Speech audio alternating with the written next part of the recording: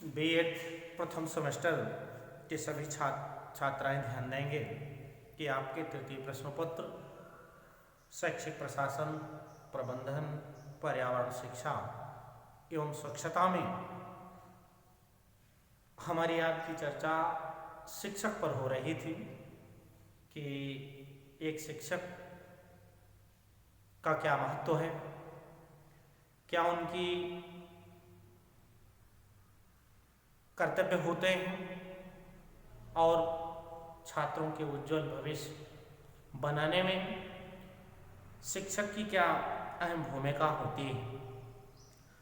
आज उसी के आगे के क्रम में आज हम आपसे चर्चा करते हैं। जैसा कि आप सभी लोग जानते हैं कि भारत देश प्रजातांत्रिक यानी लोकतंत्र की शासन प्रणाली हमारे आपके देश में प्रचलित है, चलती है, जिसके अंतर्गत देश का प्रत्येक नागरिक को बिना किसी भेदभाव के अपने विकास के अवसर प्रदान किए जाते हैं। लेकिन प्रजातंत्र की सफलता की आशा उसी समय की जाती है जबकि हम हृदय से अपने कर्तव्यों का पालन करें। यानी कर्तव्य का पालन करना ये हमारा आपका नैतिक धर्म है। आज आप देखें जो छात्र या छात्राएं हैं वही भविष्य के एक भावी नागरिक के रूप में कोई आईएएस बन सकता है, कोई पीसीएस बन सकता है, यानी जो भी जिस भी रूप में अपनी प्रतिभा को उजागर करेगा उस रूप में इस देश का एक अच्छा नागरिक बनेगा। क्योंकि यदि आप छात्रों में आत्मनिर्भरता लाएंगे, उनके मन मस्तिष्क में सहयोग और नैतिकता की भावना को जब हम अपनी शिक्षक के रूप में जब उनके अंदर एक ऐसा भाव उत्पन्न करते हैं तो जब उनकी शिक्षा समाप्त करने के पश्चात जब वे समाज में प्रवेश करेंगे और तब उस समय समाज में एक आदर्श नागरिक के रूप में उनकी पहचान होगी। छात्रों में ये जो भावनाएं भी मैंने आपसे बताया, ये भावनाएं केवल एक अध्यापक ही उत्पन्न कर सकता है जिसे हम प्रजातांत्रिक कर्तव्यों की पूर्ण जानकारी होती है। जैसे देखिए प्रजातंत्र में यदि आप देखें, जिसको लोकतंत्र कहते हैं, 3 बातों का होना बहुत महत्वपूर्ण है। यानी पहली चर्चा उससे अधिकार और कर्तव्य की भावना। नंबर 2 राष्ट्रीय एकता का विकास, राष्ट्रीय एकता का विकास।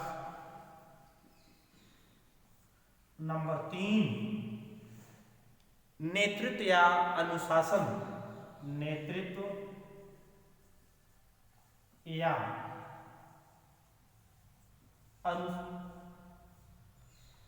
अनुशासन का विकास। अब इसमें हम आपको यानी आप देखें तो प्रजातंत्र के संदर्भ में एक शिक्षक के अंदर कौन से कर्तव्य होने चाहिए, यानी अपने छात्रों को पढ़ाते समय उनमें 3 तरह की बातों का विकास करना चाहिए। पहली अधिकार और कर्तव्य की भावना का विकास, राष्ट्रीय एकता का विकास और नेतृत्व या अनुशासन का विकास। अब जैसे अधिकार और कर्तव्य का ज्ञान क्या होता है, किसे कहते हैं अधिकार और कर्तव्य, देखें, अध्यापक छात्रों के अधिकारों और कर्तव्यों के मध्य उचित समन्वय करने का प्रशिक्षण देकर उनका मार्गदर्शन कर सकता है। वह अपने अधिकारों के साथ साथ उनके कर्तव्यों के पालन की आवश्यकता का ज्ञान करा सकता है, क्योंकि अधिकार और कर्तव्यों के उचित समन्वय ही प्रजातंत्र में सफलता निर्भर करती है। जैसे अध्यापक छात्रों को बताता है कि संसार की सबसे अधिक महत्वपूर्ण न्यायपूर्ण शासन प्रणाली प्रजातंत्र है। इस प्रकार से छात्रों में अपने देश के प्रति यानी लोकतंत्र के प्रति, प्रजातांत्रिक शासन व्यवस्था के प्रणाली के प्रति एक श्रद्धा का भाव उत्पन्न करता है। जैसे देखें, अभी हमारे आपके यहाँ विधानसभा के चुनाव होने, तो यानी जो शक्ति है वो किसके पास है? जनमानस के पास है। इस लोकतंत्र में जिनको आप चाहें उनको सिंहासन पर बैठाएं, जिनको आप ना चाहें उनको सिंहासन पर आप नहीं बैठा सकते। दूसरी बात आती है राष्ट्रीय एकता का विकास। इस समय हमारे देश में राष्ट्रीय एकता की समस्या एक प्रमुख समस्या है। जैसे आप देखते हैं, सांप्रदायिकता है, जातीयता है, आपसी द्वेष है।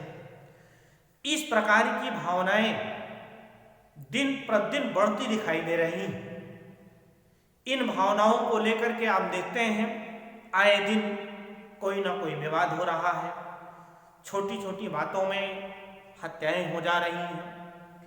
यानी जनसाधारण में सांप्रदायिकता एवं प्रादेशिकता का, जिनको एक जहर समझें, हमारे देश के जो नेता हैं अपनी राजनीतिक लाभ के लिए इसको घोलते रहते हैं, लोगों में इसका एक भ्रम बना के रखते हैं। इस प्रकार की गतिविधियों से आप देखेंगे तो संपूर्ण जो राष्ट्र की जो प्रगति है उसमें अवरोध उत्पन्न होता है। अध्यापक अपने प्रभावशाली शिक्षण के माध्यम से छात्रों में एक ऐसी भावनात्मकता का विकास करता है जिसमें राष्ट्रीय एकता को उत्पन्न कर सके। वह छात्रों में राष्ट्रीय एकता के महत्व को बताता है। सांप्रदायिकता या जातीयता या अनुशासनहीनता कितनी हानिकारक है हमारे आपके विकास के लिए, उनके बारे में वो बताता है। तो जब इन सारी चीज़ों को हम जान जाएंगे कि इसको करने से ये लाभ नहीं है, तो वह कार्य हम आप नहीं करेंगे।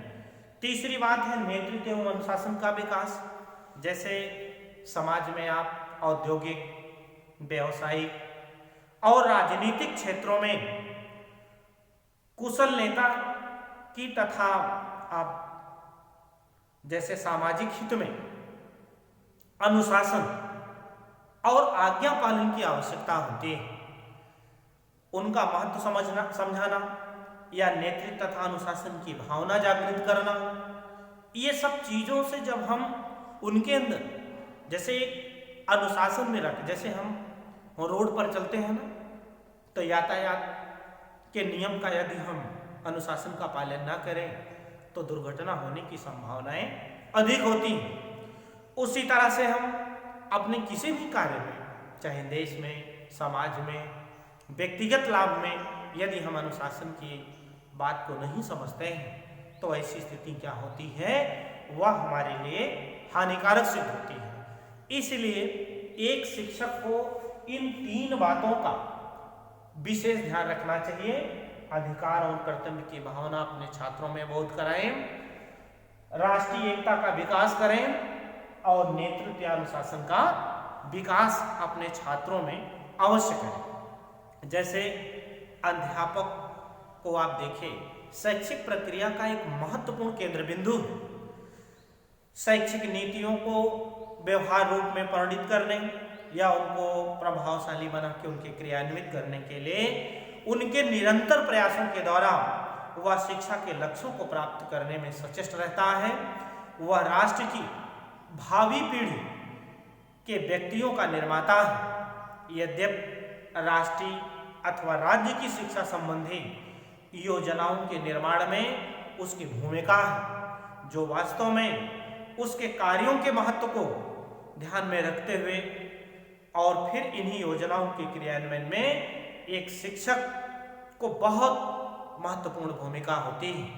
एक प्रजातांत्रिक विद्यालय प्रशासक अपने सभी शिक्षक सहयोगियों के साथ पारस्परिक विचार विनिमय के द्वारा ही विद्यालय संबंधी कार्यक्रमों या नीतियों का निर्माण करता है। ऐसा करते समय उसके मन मस्तिष्क में राष्ट्र के विकास के शैक्षिक उद्देश्य को ध्यान में रख करके वह अपने अनुरूप अपने निकटतम जो भी उसके पास उपलब्ध जो आवश्यकताएं हैं उनकी विशेषताओं को ध्यान में रखते हुए वह अपने छात्रों की उज्जवलमय भविष्य को सफल बनाने के लिए वह कार्य करता है। जैसे आप देखें, शैक्षिक उद्देश्यों का निर्धारण चाहे राजनीतिज्ञों के लोग हों, समाजशास्त्री हों, शिक्षाविदों हों या प्रबुद्ध वर्ग के द्वारा राष्ट्र की